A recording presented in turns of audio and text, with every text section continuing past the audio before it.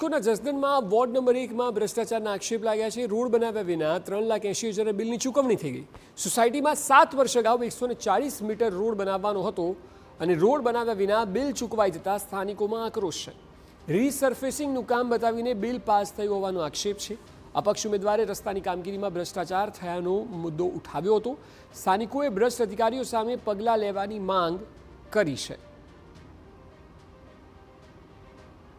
40 મીટરનો રોડ હતો, આજથી 7 વર્ષ પહેલાં બન્યો હતો। અત્યારે કોઈ પણ જાતનું કામ થયું નથી અને બન્યો નથી, કોઈ સમારકામય થયું નથી અને અવારનવાર આવા ભ્રષ્ટાચાર કર્યા જ રાખે છે।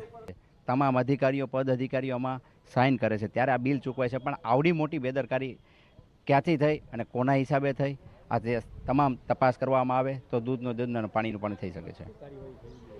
આ લોકો સામે એવી કાર્યવાહી થઈ છે કે જે કોઈ આ જે ભ્રષ્ટાચારમાં સામેલ છે, જે ઊંચા પદમાં સામેલ છે, એને તાત્કાલિક સસ્પેન્ડ કરવા જોઈએ અને કદાચ પદ અધિકારી તરીકે પ્રમુખ હોય તો પ્રમુખને પણ કલેક્ટર સાહેબે ધ્યાને લેતા આ લોકોને સસ્પેન્ડ કરવા જોઈએ।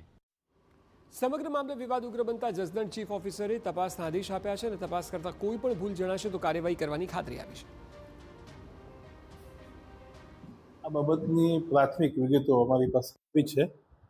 સંબંધિતોને અત્યારે પ્રાથમિક નોટિસ ઇસ્યુ કરી છે, એની વિગતવાર તપાસ કરીએ છીએ। વિગતવાર તપાસ થયા પછી આમાં વિશેષ કોઈ જણાવી શકીએ।